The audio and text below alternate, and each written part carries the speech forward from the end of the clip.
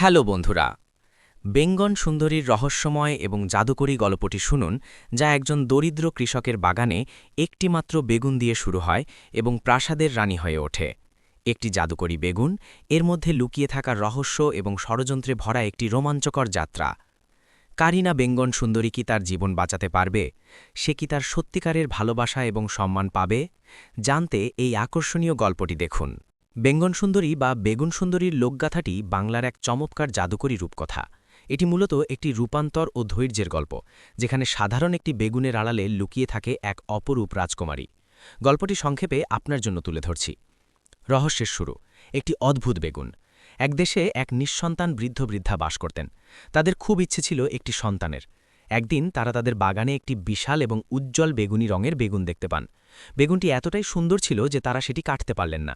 তারা সেটিকে যত্নে ঘরে রেখে দিলেন। জাদুকরী রূপান্তর। সেই রাতে ঘটে এক অলৌকিক ঘটনা। মাঝরাতে সেই বেগুনের ভেতর থেকে বেরিয়ে আসে এক পরম সুন্দরী রাজকুমারী। সে বৃদ্ধ দম্পতির ঘরের সব কাজ গুছিয়ে রেখে আবার ভোরের আগেই বেগুনের ভেতরে ঢুকে যায়। বৃদ্ধ দম্পতি যখন সকালে উঠে দেখেন সব কাজ হয়ে গেছে, তারা অবাক হয়ে যান। একদিন রাতে বৃদ্ধ লুকিয়ে থেকে দেখলেন যে বেগুন চিরে এক রাজকন্যা বের হচ্ছে। তিনি তৎক্ষণাৎ বেগুনের খোসাটি পুড়িয়ে ফেলেন, যাতে রাজকন্যা আর ভেতরে ফিরে না পারে। এভাবেই বৃদ্ধ দম্পতি তাদের কাঙ্ক্ষিত কন্যা খুঁজে পেলেন এবং তার নাম রাখলেন বেঙ্গন সুন্দরী। রাজপুত্রের আগমন ও চক্রান্ত। বেঙ্গন সুন্দরীর রূপের কথা চারদিকে ছড়িয়ে পড়ে। সেই দেশের রাজপুত্র তার প্রেমে পড়ে যান এবং তাকে বিয়ে করেন। কিন্তু রাজপ্রাসাদে শুরু হয় নতুন রহস্য। রাজপুত্রের অন্যান্য স্ত্রীরা বেঙ্গন সুন্দরীর উপর হিংসে করতে শুরু করে। তারা চক্রান্ত করে রাজপুত্রকে বোঝায় যে বেঙ্গন সুন্দরী কোনো মানুষ নয়, বরং এক ডাইনি। যখন রাজপুত্র যুদ্ধে যান, তখন স্তুতিনরা বেঙ্গন সুন্দরীকে মেরে ফেলার চেষ্টা করে। কিন্তু জাদুকরী শক্তিতে বেঙ্গন সুন্দরী বারবার বেঁচে ফেরে, কখনো ফুল হয়ে, কখনো পাখি হয়ে। গল্পের সমাপ্তি। সত্যের জয়। অবশেষে রাজপুত্র ফিরে এলে সত্য উন্মোচিত হয়। তিনি বুঝতে পারেন বেঙ্গন সুন্দরী নিরপরাধ এবং অলৌকিক গুণের অধিকারী। চক্রান্তকারী স্তুতিনদের শাস্তি দেওয়া হয় এবং রাজপুত্র ও বেঙ্গন সুন্দরী সুখে শান্তিতে বসবাস করতে থাকেন। কেন এই গল্পটি মুগ্ধকর? প্রকৃতির সাথে জন্মজন একটি মানুষের উদ্ভিদের ভেতর থেকে জন্ম নেওয়ার ধারণাটি আদিম লোকজ কল্পনার বহিঃপ্রকাশ। সহনশীলতা। বেঙ্গন সুন্দরীর বারবার ফিরে আসা আমাদের শেখায় যে সত্যকে কখনো চেপে রাখা যায় না। জাদুকরী আবহ। রূপান্তরের প্রতিটি পর্যায়ে গল্পে একটি ধরনের রহস্যময় রোমাঞ্চ তৈরি করে। বেঙ্গন সুন্দরীর এই লোকগাথাটি বাংলার হাজার বছর পুরনো রূপকথার একটি অমূল্য রত্ন। এর পরতে পরতে মিশে আছে জাদুকরী রোমাঞ্চ আর মানবিক আবেগ। চলুন এই রহস্যময় গল্পটির গভীরে প্রবেশ করি। ১. অলৌকিক জন্ম ও নির্জন কুটির। এক দরিদ্র মালি ও মালিনী বনের ধারে একটি ছোট্ট কুটিরে বাস করতেন। তাদের জীবন ছিল অভাবের, কিন্তু বড় দুঃখ ছিল তাদের কোনো সন্তান ছিল না। একদিন তারা তাদের বাগানে ঠিক মাঝখানে একটি অদ্ভুত গাছ জন্মালো। সেই গাছে ফুল ফোটে না, সরাসরি ধরে একটিমাত্র বিশাল বেগুনি বেগুন। সেই বেগুনের রং ছিল সাধারণ বেগুনের মতো নয়, বরং যেন মখমলের উপর রূপালী আভা মাখানো। বৃদ্ধ দম্পতি ভাবলেন, এটি নিশ্চয়ই দেবতার দান। তারা বেগুনটি না ছেড়ে পরম মমতায় আগলে রাখলেন। একদিন রাতে যখন চাঁদ মাঝ আকাশে, তখন সেই বেগুনটি মাঝখান থেকে দুভাগ হয়ে গেল। ভেতর থেকে বেরিয়ে এলো ১৩-১৪ বছরের এক কিশোরী, যার গায়ের রং ছিল কাঁচা সোনার মতো আর চুল ছিল হাঁটু পর্যন্ত লম্বা। সেই আমাদের বেঙ্গন সুন্দরী। ২. মায়ার বাঁধন ও আগুনের পরীক্ষা। বেঙ্গন সুন্দরী রাতে ঘরের সব কাজ করে ফেলত। ধান ভানত, ঘর লেপত আর রান্না করে রাখত। বৃদ্ধ দম্পতি প্রথমে ভয় পেলেও পরে বুঝতে পারলেন এটি কোনো অপদেবতা নয়, বরং এক লক্ষ্মী প্রতিমা। একদিন ভোরে যখন বৃদ্ধ দেখলেন রাজকন্যা আবার বেগুনের খোসার ভেতর ঢুকে যাচ্ছে, তিনি আর ধৈর্য ধরতে পারলেন না। তিনি ভাবলেন, এই খোসা না থাকলে মেয়েটি চিরকাল আমাদের কাছেই থেকে যাবে। রাজকন্যা ভেতরে ঢোকা মাত্রই তিনি সেই জাদুকরী খোসাটি আগুনে ছুড়ে দিলেন। সেই মুহূর্ত থেকে রাজকন্যার জাদুকরী ক্ষমতা সাময়িকভাবে স্তমিত হয়ে গেল এবং সে রক্ত মাংসের মানবী হিসেবে তাদের ঘরে রয়ে গেল। ৩. রাজপুত্রের চোখে পড়া ও রাজপ্রাসাদে জীবন। একদিন সেই বনের পথ দিয়ে শিকার করতে যাচ্ছিলেন রাজপুত্র। তেষ্টায় ছাতি ফেটে যাচ্ছিল তার। মালির কুটিরে জল চাইতে গিয়ে তিনি দেখলেন বেঙ্গন সুন্দরীকে। তার রূপের ছটায় রাজপুত্রের মনে হল বনের অন্ধকার যেন কেটে গেছে। রাজপুত্র তখনই মনস্থ করলেন যে এই বনবাসিনীকেই তিনি রানী করবেন। ধুমধাম করে বিয়ে হল, কিন্তু রাজপ্রাসাদে পা রেখেই বেঙ্গন সুন্দরী বুঝলেন এটি সুখের চেয়েও বড় এক খাঁচা। রাজপুত্রের আগের ৭ রানী হিংসায় জ্বলে উঠল। তারা বিশ্বাসই করতে পারল না যে একটি তুচ্ছ মালিকন্যার এত রূপ আর বুদ্ধি কিভাবে হতে পারে। ৪. ষড়যন্ত্র ও বারবার রূপান্তর।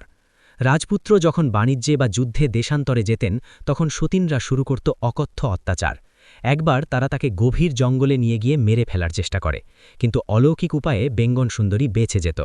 লোককথায় অনুযায়ী পদ্মফুল, তারা তাকে পুকুরে ডুবিয়ে মারলে সেখানে একটি বিশাল পদ্মফুল ফুটল। রাজপুত্র ফিরে এসে সেই ফুল দেখে মোহিত হলেন। পাখি, আবার যখন ফুলটি তারা ছিঁড়ে ফেলল, সেটি একটি ছোট পাখি হয়ে রাজপুত্রের জানালার পাশে এসে গান গাইতে লাগল। কানাকানি, প্রতিবারই সে কোনো না কোনো রূপে রাজপুত্রের কাছে নিজের দুঃখের কথা পৌঁছে দেওয়ার চেষ্টা করত। ৫. রহস্যের উন্মোচন ও মহিমান্বিত সমাপ্তি। একদিন সেই জাদুকরী পাখিটি রাজপুত্রের হাতে ধরা দিল। রাজপুত্রের চোখের জল পাখির গায়ে পড়তেই সেটি পুনরায় তার আদি রূপ অর্থাৎ বেঙ্গন সুন্দরী হয়ে গেল। তখন রাজকন্যা কাঁদতে কাঁদতে সব সত্য প্রকাশ করে দিলেন। রাজপুত্র বুঝতে পারলেন বেঙ্গন সুন্দরী সাধারণ মানুষ নন, তিনি এক মায়াবী শক্তির আধার।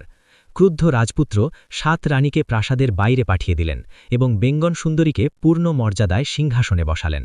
সেই থেকে রাজ্য জুড়ে সুখ নেমে এলো। গল্পের মূল রহস্য কি আপনি জানেন? বেঙ্গন সুন্দরীর গল্পটি আসলে প্রকৃতির পুনর্জন্মের প্রতীক। যেমন একটি বীজ মাটি থেকে চারা হয়ে বের হয়, তেমনি সেও বেগুনের ভেতর থেকে বেরিয়ে আসে। শত নির্যাতনেও তার মৃত্যু হয় না, কারণ প্রকৃতি তাকে বারবার নতুন রূপে ফিরিয়ে দেয়। বেঙ্গন সুন্দরীর কাহিনী এখানেই শেষ নয়।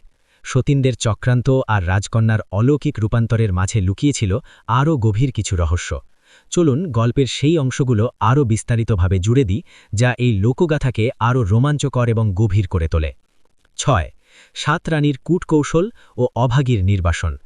রাজপুত্র যখন বাণিজ্যের উদ্দেশ্যে ৭ সাগরের ওপারে পাড়ি দিলেন, তখন ৭ রানী এক ভয়ানক ফন্দি আঁতল। তারা রাজকন্যার গায়ে জাদুকরী নিদ্রা কাটা ফুটিয়ে তাকে গভীর জঙ্গলে ফেলে দিয়ে এলো। কিন্তু বনের পশুপাখিরা বেঙ্গন সুন্দরীর মায়াবী রূপে মুগ্ধ হয়ে তাকে পাহারা দিতে লাগল। বনের লতাপাতা তাকে ঢেকে রাখল, যেন রোদে তার গায়ের কাঁচা সোনার বরণ কালো না হয়ে যায়। যখন রাজপুত্র ফিরে এলেন, স্ততিনরা রটিয়ে দিল যে বেঙ্গন সুন্দরী এক ভয়ানক রোগে মারা গেছে। রাজপুত্র শোকে পাথর হয়ে গেলেন, কিন্তু তার মনে হল যার জন্ম এক জাদুকরী বেগুনের ভেতর, তার শেষ এত সহজে হতে পারে না। ৭. পুনর্জন্মের অলৌকিক ধারা। গল্পের এই অংশটি সবচেয়ে জাদুকরী। বেঙ্গন সুন্দরীর প্রাণ ছিল একটি সোনার কৌটোর ভেতর থাকা ভ্রমরের মধ্যে। কিছু কিছু অঞ্চলে একে প্রাণের ভ্রমরাও বলা হয়। স্ততিনরা সেই রহস্য জেনে ফেলে এবং সেই কৌটোটি লুকিয়ে ফেলে। কিন্তু বেঙ্গন সুন্দরী তার অলৌকিক শক্তিতে বারবার ফিরে আসতে থাকে। মাছ রূপে একবার তাকে নদীতে ফেলে দেওয়া হলে সে একটি রূপালী ইলিশ হয়ে রাজপুত্রের জালে ধরা দেয়। রাজপুত্র মাছটি কাটতে গেলে মাছটি বলে ওঠে, আস্তে কাটো রাজপুত্র, আমি তোমার বেঙ্গন সুন্দরী। বকুল গাছ, আবার যখন তাকে মাটিতে পুঁতে দেওয়া হয়, সেখান থেকে এক বিশাল বকুল গাছ জন্মায়, যার ফুলগুলো কখনো শুকাত না।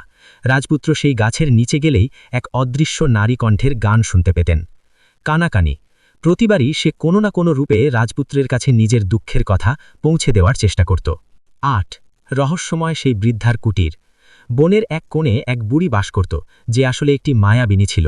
সেই একদিন রাজপুত্রকে পথ দেখিয়ে সেই নির্জন গুহায় নিয়ে যায়, যেখানে বেঙ্গন সুন্দরী নিদ্রা কাটার প্রভাবে ঘুমিয়েছিল।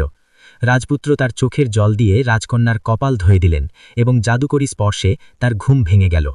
রাজকন্যা জেগে উঠে রাজপুত্রকে সব কথা খুলে বললেন, কিভাবে তার স্তুতিনরা তাকে বারবার মারার চেষ্টা করেছে এবং কিভাবে প্রকৃতি তাকে বারবার নতুন জীবন দান করেছে।